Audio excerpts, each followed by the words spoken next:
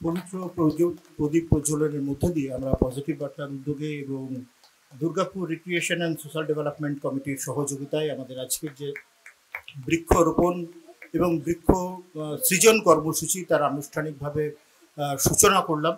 এবং আপনাদেরকে আবারও মনে করিয়ে দিই যে আমাদের মূল লক্ষ্য 1 বছরে 1 কোটি গাছ রোপণ করা, এবং সেই গাছ শুধু রোপণ করা নয়, সেই গাছগুলোকে সৃজন করা, এটাও আমাদের অন্যতম প্রধান লক্ষ্য।